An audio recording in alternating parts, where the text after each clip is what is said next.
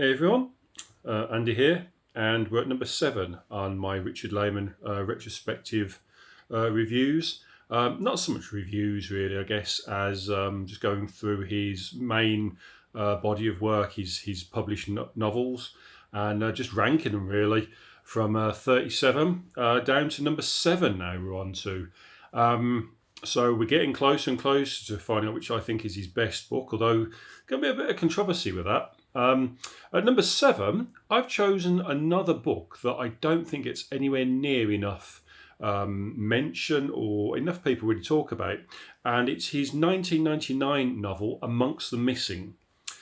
This was the second of the crime books he had released. The first, Alarums, was released in 19, I think it was 1992, but written back in the 80s. This one, interesting enough, the actual core of this story was actually written way back in the late 70s. Lehman, very early on in his career, was interested in the idea of becoming a crime writer. He'd already written a bunch of shorter crime novels, but Amongst the Missing, the core elements of it were written in the late 70s.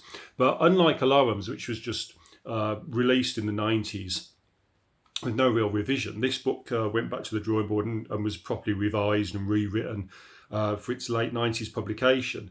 And it really showed that it's quite sad because at this point in Lehman's career, he was attempting to do quite a few different things outside of the medium of just his sort of schlocky sex and violence horror. And Amongst the Missing is, I think, one of his best achievements. I mean, obviously it's at number 7 on this list for a reason. It's a crime book. It's not a horror book. Although it does contain the usual horrific elements that you'd expect from a Lehman book, but it's an incredibly fast-paced, short, really. I mean, it's only about 300 and something pages. It's a very fast-paced read about detectives trying to police officers trying to track down a killer, a serial killer. And what I like about this is just how well plotted and structured and written this whole thing is. It's still got Lehman's style, so it's still incredibly easy to read. It still flows really well, but it's been very well constructed and thought out and plotted. It has a very definitive beginning, middle, and end. It's got a great reveal as to who the killer is. It's very tense. It's very dramatic.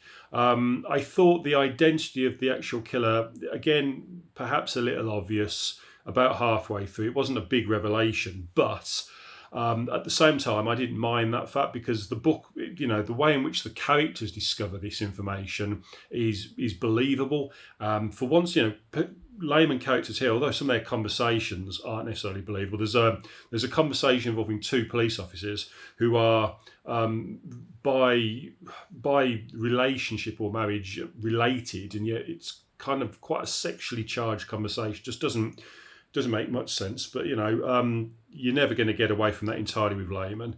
But the characters' reasoning and deduction and behaviour outside of their relationships does feel far more believable in the fact that most of Lehman's books concern people that don't behave like real people, doing things that no normal human being would do. Whereas here, that's not the case. It's quite a well thought out story. It has a really good, dare I say, a great end. It's just a really well written, short little crime book. I don't have a great amount to say about this one. I'm not going to go into huge depth about it because so much of that would depend on spoilers, and I don't want to spoil this story for anyone who hasn't read it yet. And the reason that I say that is that I very rarely see this book on anybody's top 10 Lehman lists. In fact, when I do see the top 10 Lehman lists, not only do I often see this omitted, but even when people talk about Lehman's books, very few lists ever seem to mention this. Almost like it's one of those novels that kind of pass people by and they didn't really pick it up because maybe it didn't appeal to them, being as it's not, horror. Which I think is a bit of a disservice because, like I say, Lehman was really getting into some interesting territories with his books. This was definitely a case, after the Midnight Tour, where he'd decided not to play it safe and go for something a little different. We had Night in the Lonesome October, which I think is a solid book. I don't think it's a great book, but it's certainly enjoyable, but it definitely showcased a different direction. There's another book we'll get to further down this list where he goes to a direction that I think he would have continued with had he been alive, which is, again, another reason why a lot of these posthumous releases of his, some of which I like more than others, and I'm not going to go into the whole debate about whether they were written by Layman or not, but you can tell the fact that they were much earlier works because they're pure horror from that point. And I think Layman, had he lived, would have got into far more of a coming of age drama with horror elements than the sort of traditional splatterpunk that he was known for. This crime story here was definitely another direction that I think, had this been more successful and more spoken about, he might have even gone down this route, or perhaps had he lived, he might have gone down this route and wrote more crime books, because it's something he was very good at. Very, very well plotted and very well structured. And I like this a great deal. I think this is a really, really good book that, like I say, so few people seem to know about. It's gone under the radar, even though you can get it to this day as a mass market paperback or Kindle edition. It's not a hard book to find. It's not a rarity. It just doesn't really get spoken about much, but it's a genuinely great crime story. Don't be put off by the fact that it's not horror, because it's got all the elements you like from Layman.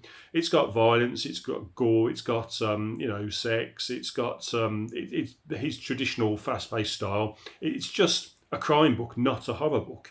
But it's absolutely in the top 10 for me, which is why I put it at number 7. I think it's a great read, and if you are a Layman fan and you haven't checked this out, you're doing yourself a disservice. Honestly, get a hold of it and give it a go.